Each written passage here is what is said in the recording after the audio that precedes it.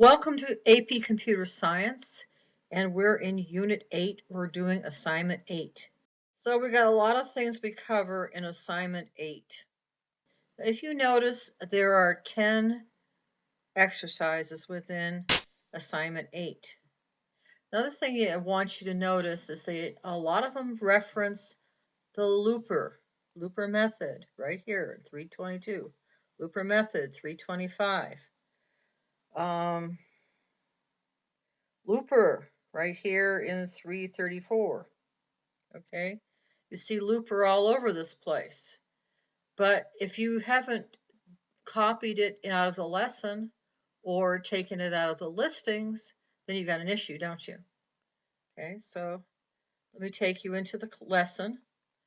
And here you are in lesson chapter 3.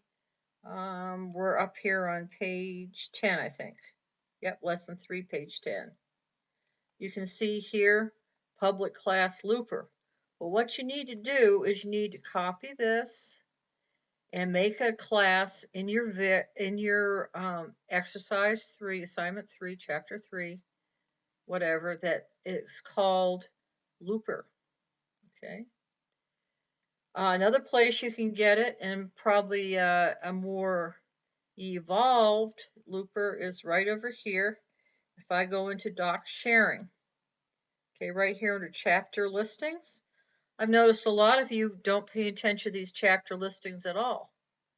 Well, you'd have a lot better code if you did. See, here's all the listings in chapter 3. I know it's a text file, but you copy them out and you make different programs. Let me show you. So here I have my Blue Jay for this session, and I already have a looper program, and has a lot more methods in it than the looper program inside the class, because I use the looper listing. So now I'm going to open up looper.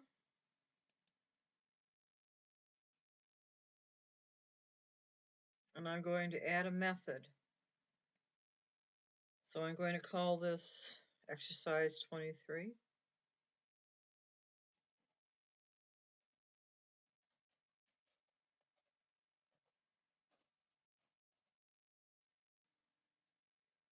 Public void bring back. I call it bring back. My first line of code, I'm going to instantiate a spotter. So while I'm here in the initial position, what I want to do is I want to have my Vic, if he sees a CD, to take the CD. This refers to whatever Vic I have referred to in my code. So now I'm going to loop my Vic, okay? I'm going to have him loop through the next slots. Well, whenever he sees a slot, if he sees a CD, he's going to take a CD. Then he's going to back up and he's going to put that CD in the last slot. Okay, if he doesn't see a CD, he's just going to move on. Then what I'm going to do is I'm going to have him back up to the spot where he left off. So I'm going to define a private method called backup2. So I'm going to write this on the next line. And writing what this is all about, to back up to the specified position. And of course, you have to have a slot at or before the current slot, obviously, right? I'm going to call it backup2, and it's going to produce some string, some spot. Okay, and the only thing that's going to happen is until some spot here is equal to get position here, he's going to keep backing up. There you go. Well, some spot equals get position, back up. So as long as it's negative, he keeps on backing up, right? So there you go. There's your exercise 23. Okay. And I've got my own little private method in here to return the spot back. Okay, the second exercise. Compare the coding of C's all filled in listing 3.5 with the coding of C's some filled in earlier listing 3.2. Note that the only material difference is the presence or the absence of the not operator in two places. So if both places had the not operator, what would be a good name and comment heading for the resulting method? And what would they be if neither place had the not operator? So let's look at it. So here is the C's all filled method. So while this sees the slot and while this sees the CD, this moves on. Okay. So the Boolean value is this does not see slot. Then it backs up to the spot. Okay. So let's look at the other one. Okay, here's 3.2 has some filled. It moves on if it doesn't see a CD and it sees a slot. Okay, moves on. So this has some filled slot, and the other has all filled slot. So there's very little difference between the two, correct? So once again, the only difference is the presence or the absence of the not operator in two places. If both places had the not operator, what would be a good name and comment heading for the resulting method?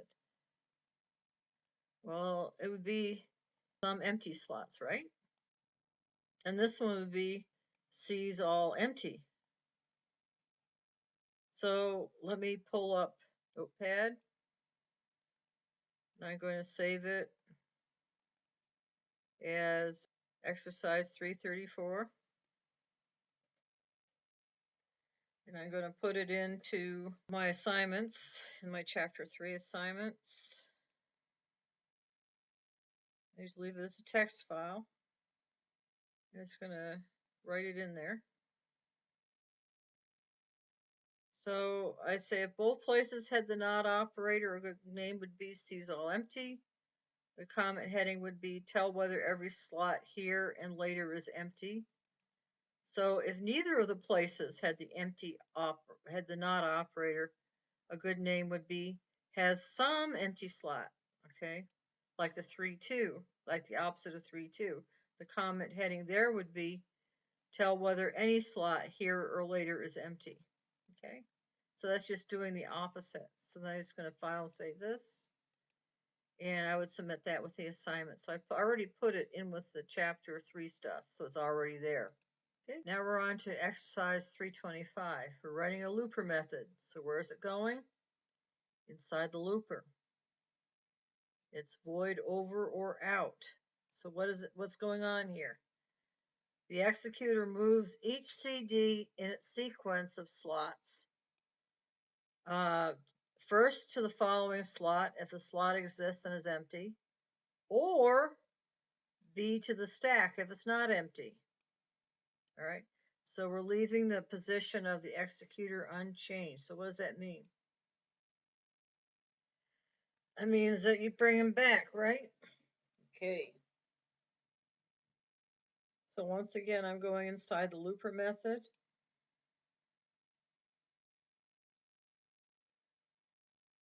Right after 323.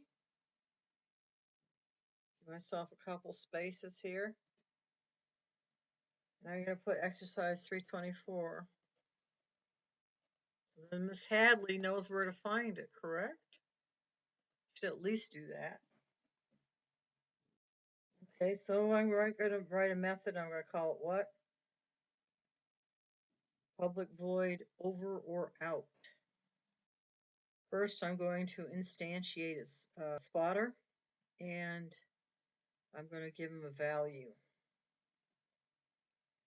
Okay, I'm going to say in my parameters, this, whatever you're going to call the Vic, get the position. Where am I going to put the spotter? He's going to, wherever that position is, right? So that's how I started. Okay, now I'm concerned, what do I want my loop to be? While the Vic sees a slot, I want something to happen, right? I want to check to see if there's a CD. So what we're writing is while the Vic sees a slot, if he sees the CD, what does he want to happen? He wants to take the CD, correct? And then he wants to move on. So now, if he sees a slot, but he doesn't see a CD, what should he do? He should put the CD in there, correct? That's what we had as our parameter.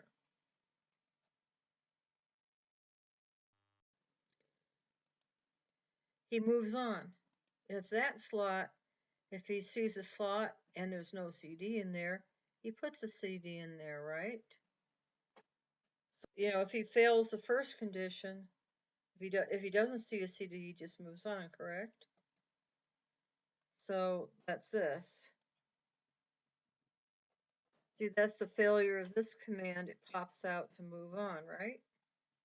And what about if he doesn't see a CD, what does he do? I'm gonna put back up to spot. Remember I wrote that earlier method, back up to. See right here? Back up to. So I'm using it again. I'm backing up to the spot. So let me compile it. And that works. So now I'm going to handle exercise 330. And we're going to write a query method. Public Boolean has more than double Vic par for looper.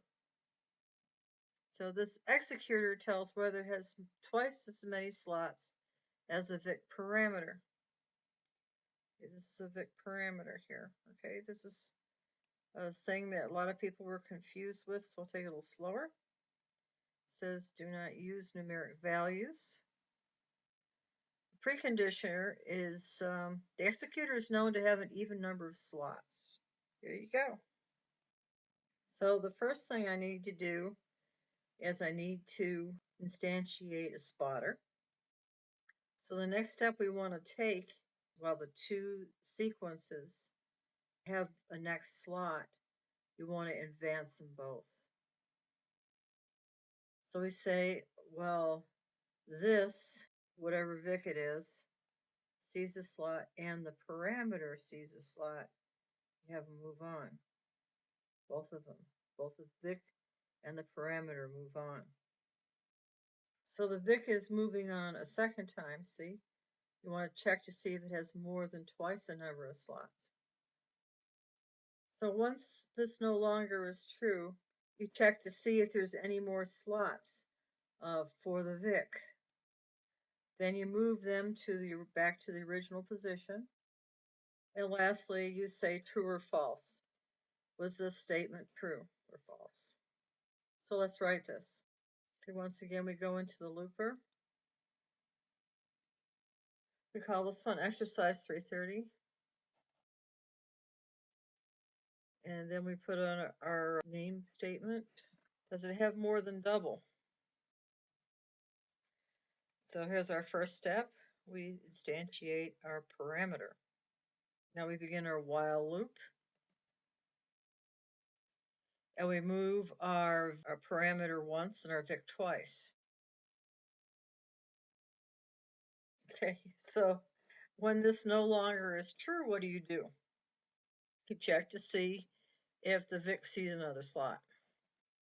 If it's true, then it has more than double as false, so it's false, right? So now we just have to move it back. Okay, we got to move them up individually, right? So we're going to put the backup on both of them. There we go. And then, of course, we need to return a value. Last of all, we need to tell if it's true or false, right?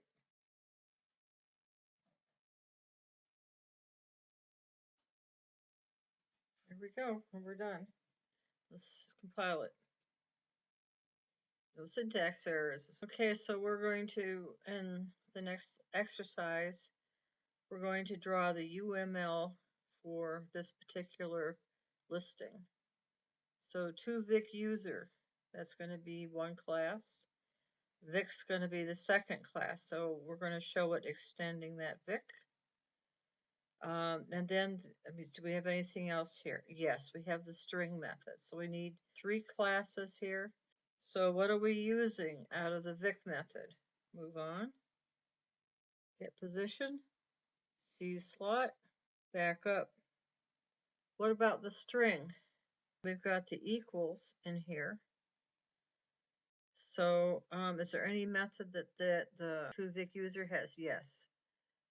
Has as many slots as. So there we go. So the first thing I want to do is I want to draw my diagram for the toVic user. So does he have a method in there? Yes, he does. He has as many slots as. What about the Vic? Okay, there we have our Vic. He has a direct dependency on the Vic, right? It's a Vic method. So we put our dependency arrow up there. So what Vic methods is he using? We decided he was moving the move on method. We decided he was using the backup method. We decided he was getting the position of the string. Now the string is an additional thing that we added with the UML this time. Then we decided it was true or false whether he sees a slot. So that's a Boolean method. So there's one other dependency wasn't there. There was the string method. And it's not a direct dependency, is it? He just uses it. So now he uses the equal methods for the string, and that's a Boolean method, right? So that would be what your UML diagram would look like, okay? And you can draw this in Word. A lot of people like to draw it in Paint, or you can just sketch it on a piece of paper and submit it that way. Doesn't matter. I even saw one person last year did in PowerPoint. I don't know if I'd go through all that trouble to use PowerPoint, but hey, if that's a program you know how to do this in, hey, go ahead, by all means. I drew. Now we're going on to exercise 3.32. So we're writing a query method. What's a query method? Query method returns the Vic back to the original position, correct? Boolean, it's a Boolean value, okay, matches Vic parameter for the looper. So it's going to be written inside the looper, okay? The executor tells whether it has a CD, wherever the parameter has a CD, and it does not have a CD, wherever the parameter does not have a CD. That is, the two sequences of the slots are the same in terms of the presence of CDs, starting from the current slot in each. Okay, so let's see what that looks like. Okay, it's going to be true if both the first and second Vic sees the CD, or if both the first and second Vic don't see the CD. Okay, so this is going to have to be true for every slot, right? Starting with the first slot. So that would demand, say, a while loop, right? So we're continuing while both have slots. When does this become false? If one of them sees a CD and the other one doesn't. So it will return false and we'll back up to the beginning. Well, that remains true. Just move on, don't we? Okay. Okay, so whether it's true or false, you're going to go to the end and then return to the beginning. Okay. So you're either going to move through the slots or it's going to come up false and you'll just return. So what does this look like? As long as the Vic sees the CD and the parameter sees the CD, right? And the other situation is this doesn't see the CD and the parameter doesn't see the CD. So they're both doing the same thing, correct? So now we just stick an or statement between them. So one of these two situations have to be true. So I just put the or in between them, okay? So what I'm going to do is I'm going to put this into a variable called result, and it's going to be a Boolean variable. It's going to be true or false. So there I just declared my variable right in the formula. So how do I express continue moving on while both of these have slots? Well, that's going to be what? That's going to be a while statement. Okay, so we're writing while your executor sees a slot and the parameter sees a slot. So we're going to check for what's going to make this false if one sees the CD and the other doesn't. So we'll start the command if,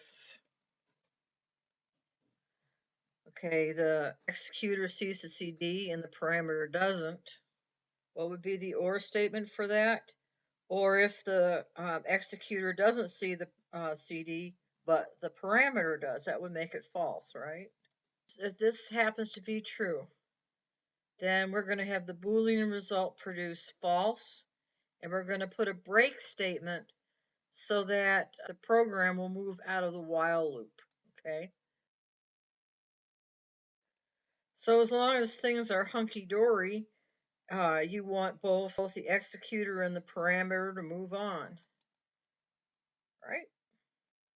Okay, so we're going to have them check with the spotter and see if they've returned to the original position or not. So as long as spotty doesn't equal to the original position, they're going to back up. So that means we got to instantiate a spotter. So I'll put it at the very beginning. Okay. And now we need to put a return value. We'll put a return value. And now what we've got to do is put our starting statement in. So we're going to call this method matches. It's going to be a public method, and it's going to return a Boolean value, and we've got a parameter involved. So let's flesh that out. Public method, it has a Boolean result. We're calling it matches, and its parameter is a vic called par. Okay, so that's our program. Let's build it, see if it works. Okay, we're going inside looper. We're coming here. And this is exercise 332.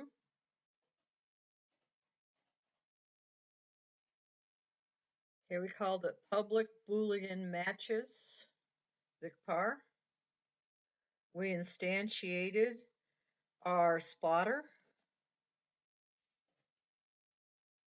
Now we check to see if both the executor and the parameter values are the same, if they both see a CD, or if they both don't see a CD. See, so you're going to return a Boolean result. It's going to be true or false. So we're going to do our while loop now. If both our values still see a slot, we're going to move on. But before we move on, we want to check to see if it's still true. If it's true that one sees a CD and the other doesn't, then we want to give your Boolean result false, right? And break out of the while loop.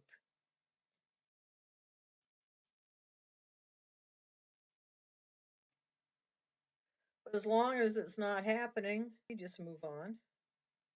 So once you're done, since this is a query, we want to return back to the beginning. We're going to check our spotter and see if we're there yet. So we keep on backing up till we're there. Now both the BIC and the PAR are going to back up. The executor and the PAR. Okay. Now the only thing that remains is to return true or false.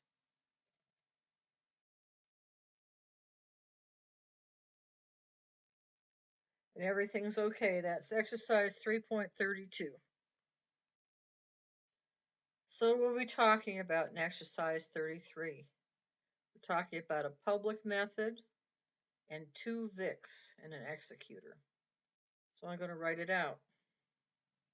The first thing we're going to do, we're going to check to see if the executor and the first parameter, do they see slots? Or does the executor and the second parameter see slots? Let's write that out. So of course, if this is true, we're going to enter a while loop. So the first thing we're going to check for to see if the executor has an empty slot, and if the number one parameter guy has a CD in a slot. If that's true, number one's going to take out the CD, and the executor is going to take that CD and put it in the empty slot. Okay, he can check with this number two guy now. Does the executor have an empty slot and parameter 2 have a CD in it? In that case, 2 takes a CD, removes the CD, and the executor puts that CD into his empty slot. So then we're still in this while loop. So that means the executor moves ahead, and if 1 can move ahead, he does, and if 2 can move ahead, he does. Okay. And that's going to be our formula. Okay, let's fill in the code in here. Okay, this is an action method, so it's not going to return the original to the original position. And so it doesn't return any value. Okay, it just takes action. So we call it public void, and they told us to call it shift1 with vic1 and vic2. So now we'll check with the executor in number 1 seeing a slot. And we're going to do an OR condition here. If the executor sees a slot and number 2 sees a slot. Okay, so that makes sense to you? Let's look at our while loop. So how are we going to say, does the executor have an empty slot and vic1 see a slot with a CD in it? So we say it this way. If the executor doesn't see the CD and parameter 1 sees a slot, plus parameter 1 sees a CD, that's the same way of saying this. So this is the case. Vic1 is going to remove a CD, and the executor is going to put it in his empty slot.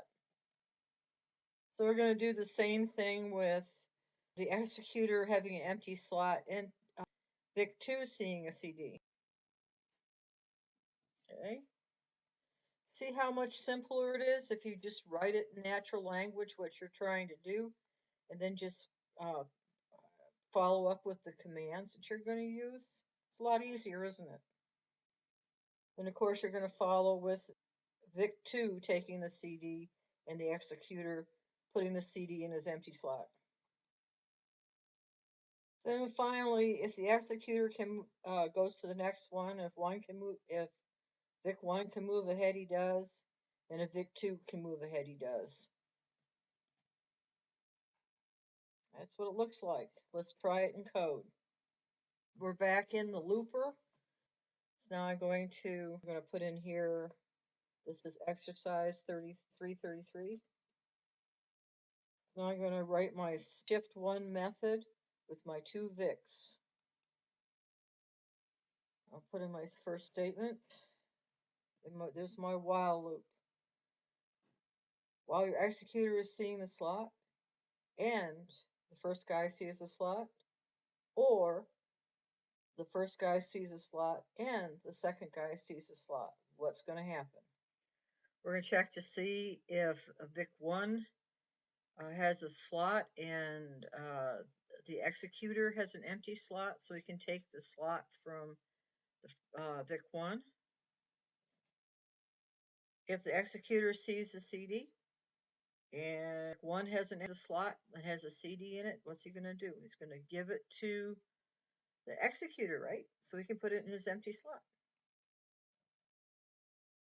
Now, we're going to write the same code in here, and we're going to use Vic2 instead of Vic1 in this situation. So it's written the same way about Vic2. So obviously, We're still in the while loop, so the executor can move on, but maybe Vic1 or Vic2 can't. So we'll say Vic1 moves on, and then we'll check to see if the number Vic1 and Vic2 can move on as well. And that's the end of the method. So let's compile it, see if we're okay. Okay, we have no syntax errors. We're doing good. So it's fairly straightforward. We're just checking, we're doing a query method. Query method, once again, means that we're returning the VIX to their original position. Okay. And we're checking to see if they both have the same number of CDs in their slots. So what's this going to look like? We can't use numeric variables. Here's this 334, and we have one executor and one VIC. We don't assume that they both start from the same position, so we're going to have two spotters. When we enter our while loop, we're going to have four possible situations. One situation is going to be that both the executor and the VIC, they might both see CDs, both might see slots, okay? You also have a conditioner where your executor sees a CD, but the VIC doesn't.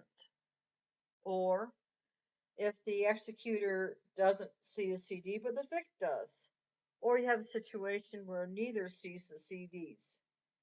Okay, so in the situation where both see slots and both see CDs, then both of them are going to move ahead.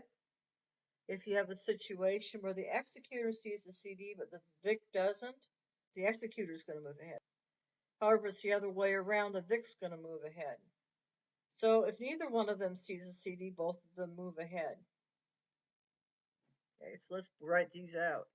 So the first situation is where both the VIC and the executor see a slot and see a CD. And the second situation is if the executor sees a CD but the VIC doesn't. In this case, the executor moves ahead. Okay, the next situation is if the executor doesn't see a CD but the VIC does. In this situation, the VIC is going to move ahead. And the last situation is if neither of them sees CDs, then both of them are going to move ahead. So those are your four situations.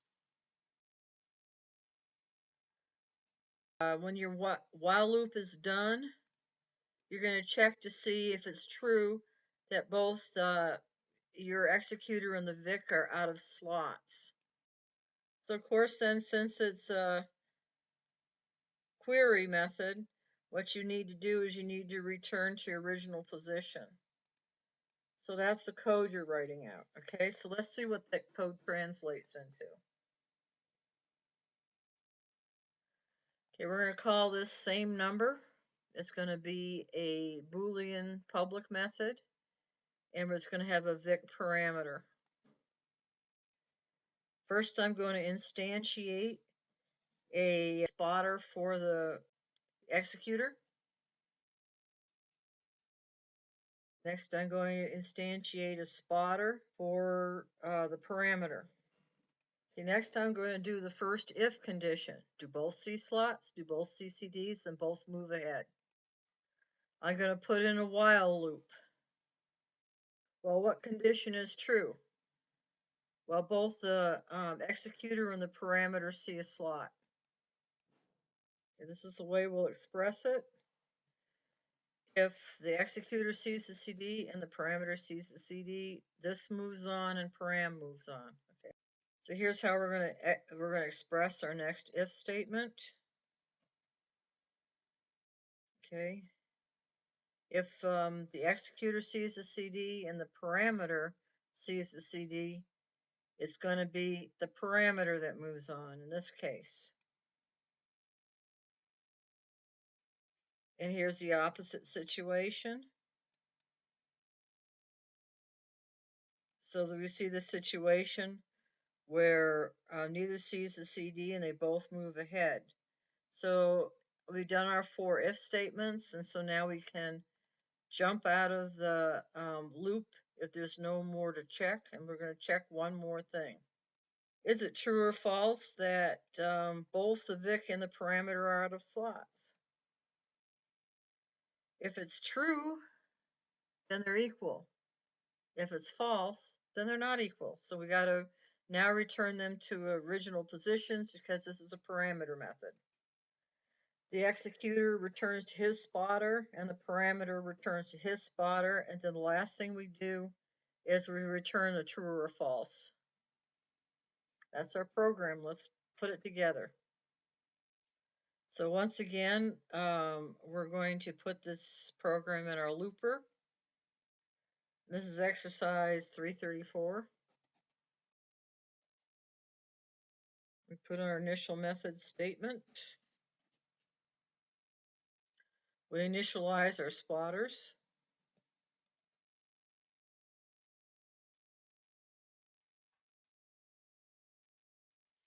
Now we put in our while loop while both the parameter and the executor see a slot. While both of them are seeing CDs, both of them are moving on. So if the executor doesn't see a slot and the parameter sees a slot, then it's the parameter that moves on. Or if it's the executor that sees a CD but the parameter doesn't, it's the executor that moves on. So there's where the executor is moving on, and here's where the parameter is moving on. So the parameter doesn't see it, but the executor does. The executor is the one that moves on. The executor doesn't see it in this situation, but the parameter does. It's the parameter that moves on. Now in the last situation, our while loop, neither one of them sees a CD, so they both move on.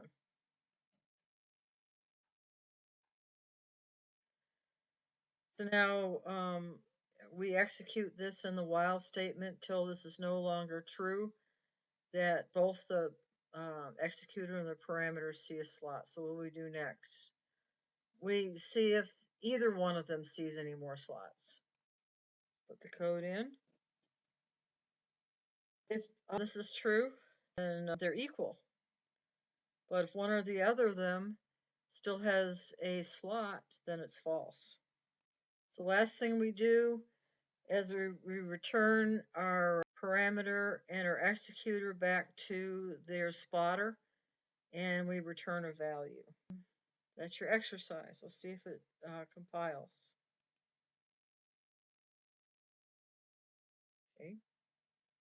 Okay, so in this particular instance, it doesn't like my backup 2 method.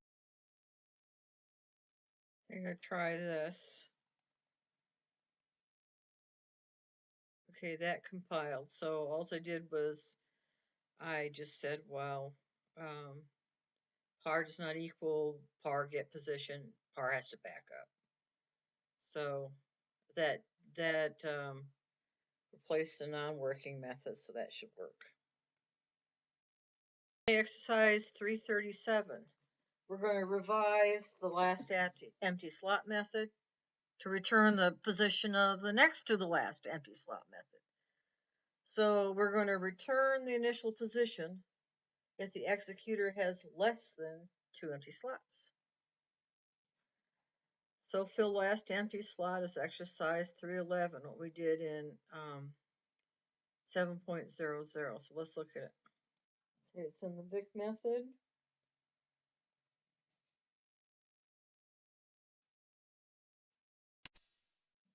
So how are we going to do this?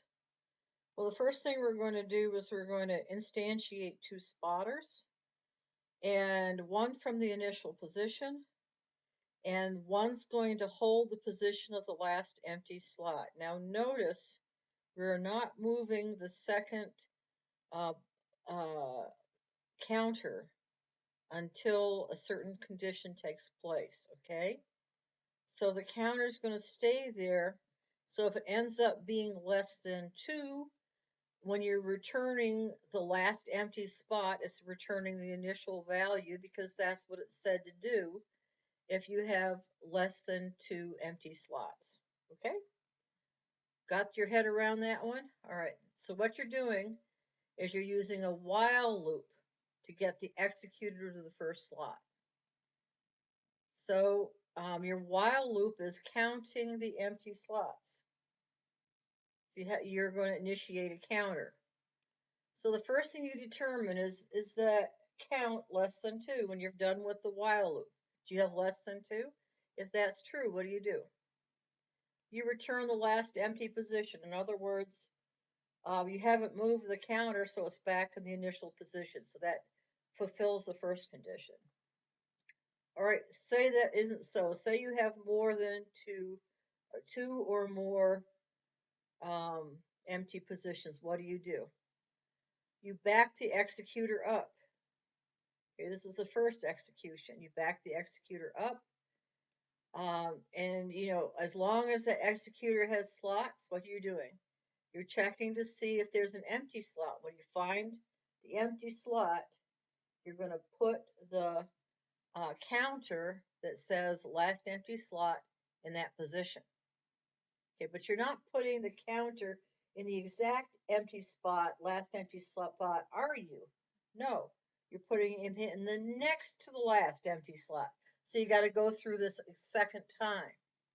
So your second time you're doing this, you break out of that while loop, and this time you back up to the next empty slot, and while the executor has slots, you back up to the last empty before that and return that position. Okay, this is where you're going to leave your spotter. You're going to break out of that while loop and return the last empty position. So this last empty position is the second to the last empty slot. See that? You just repeated this 2 times. You put it and then you put it again.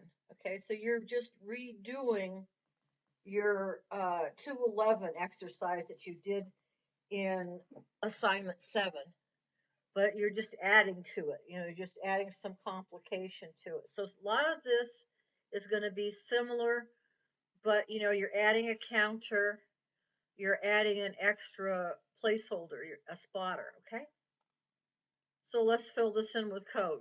Okay, we're going to instantiate 2 spotters, one to hold your starting position, because you have to bring the Vic back to the starting position, and the other that's going to hold your place of your last empty slot. Okay, so now we're going to move. We're going to use a while loop to get the executor all the way to the first slot. We're back up to the front of the sequence. So now what we're going to do is we're going to move to the first slot. Now we're going to put in a while loop to count the empty slots. Now you can see I've got a counter in here, don't I? Okay, I haven't instantiated a counter, so I need to put a counter at the top. Okay, this counter is going to be an integer and it's going to start at 0. You can't have no value in there. You have to instantiate it. So what is it doing? The while loop is counting empty slots. So while the Vic sees the slot, if it's empty, he adds 1 to the count. See, count plus plus means add 1 to the count. And then he just goes to the next one, and he just continues this while as long as there's slots. So in this one, is the count less than 2? You're going to return the last empty.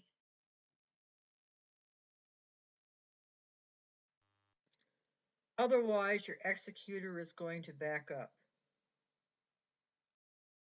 Okay, now the executor is going to use the while loop to find the next empty slot.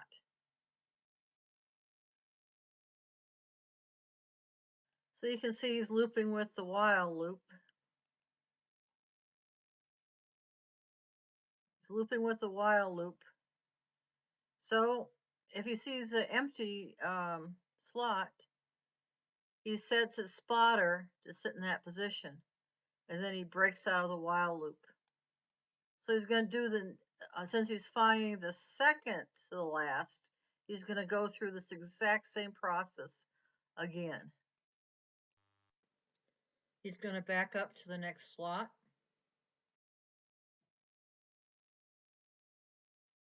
So once again, while the executor is slots, you back up to the last empty before that and return that position. Same thing that you did last time.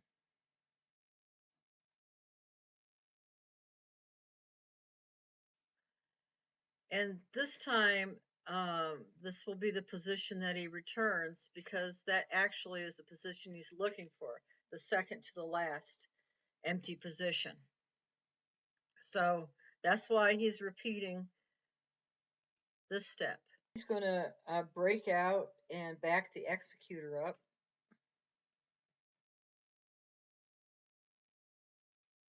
And the last thing you're going to do is return the last empty position. Okay? Let's do it. Okay, I'm in the Vic. In my initial exercise 311, I'm going to comment out this whole thing. And now we're going to add our exercise 37.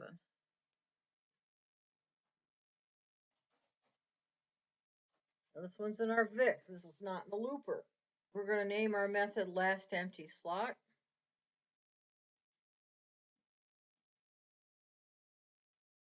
And it's going to return a string. We're going to instantiate a counter and 2 spotters.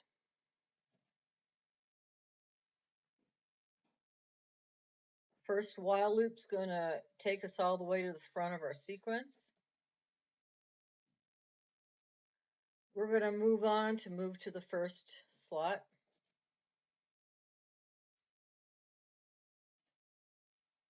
We're going to add a while method to count our slots, our empty slots. So now if our count is less than 2, we're going to tell them our initial value. And it's called last empty because it hasn't moved. Otherwise, our executor is going to move to the beginning of the sequence. Otherwise, our executor is going to move to the front of the sequence. Now we're going to use a while loop to find our last empty position. Okay, if we found this particular last empty slot, we're going to break out of the while loop. Otherwise, we're just going to go to the next empty slot, the next slot back. So you just keep repeating your while loop until you run into that empty slot. So remember, this is not the slot we're looking for. We're looking for the second to the last empty slot. So we're going to repeat this while loop again and find the second one.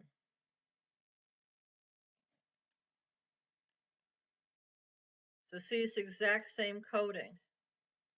So when you find the second to the last, once again, you go put your spotter there, and you're going to break out of the while loop. And of course, you just keep on repeating, backing up until you do find that last one. Okay, when you're finally out of that loop for good, you're going to return whatever that position is right here. Get that position, you're going to return that position. That's what last empty represents. And you're all done with this. Let's compile this. Okay, I see the problem. The U is supposed to be capitalized and back up. Let's try it again. Let's compile it. There we go. That worked fine. Let's do the last one. So what are we doing this time? Once again, we're going to rewrite the last empty slot method. So we're going to have to comment out exercise 337. Don't just overwrite it. You need to comment it out so I give you credit for doing it, right? Right. Okay. So rewrite the last empty slot method and have the executor go directly to the end of the sequence.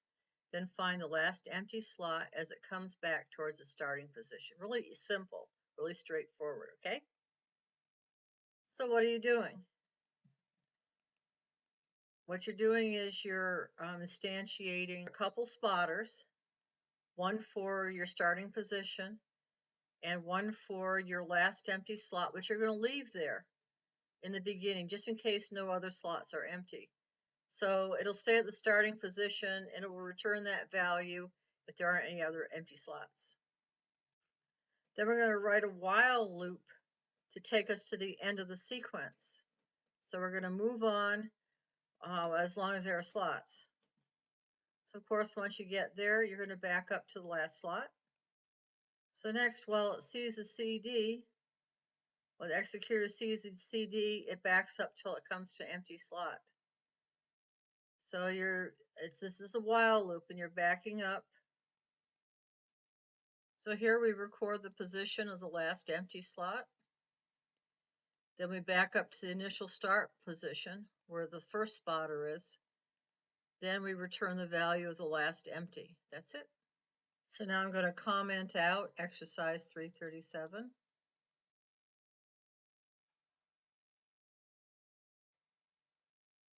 So I've got that commented out. Let me compile it just to make sure I've got it all. It's fine. So now we're going to write our last code here. Exercise 338. I'm going to declare my method. Public string last empty slot again. I'm going to instantiate my couple spotters. I'm going to take my while loop to take me to the end of the sequence. Now I'm going to back up to the last slot. Now we're going to put in a while loop, so it's going to loop back as long as it has CDs in the slot. And once it gets kicked out of the while loop, you're at wherever it is that is your last empty slot. So you place your spotter there. Then you take your executor back up to your initial spotter, which marked the first part where you started from.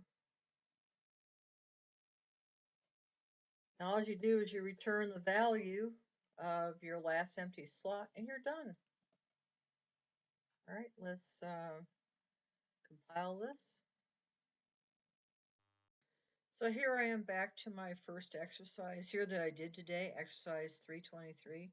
And what I'm going to do is I'm going to copy this bottom part here and add it to my last exercise. So I'm going to right click, I'm going to copy it, and I'm going to paste it in there. Okay, what happened was that mistake that I made in backup here, backup to spot, crashed my Vic. And the reason it crashed my Vic was I had no backup to method in my Vic. It was a private method that was in my looper from the first exercise. You see, I cannot use a private looper method in the Vic. So what I had to do was to copy it from the first exercise. And I added it to this method. So right here is from the first exercise from this lesson, the last part. Because this is in the Vic, it's not in the looper. So because it's a private method, see it's a private method, it only can work inside the one class that we have it in here. I just added it to the Vic class. Now I can use it in the Vic class. Okay? So that concludes exercise 8.00.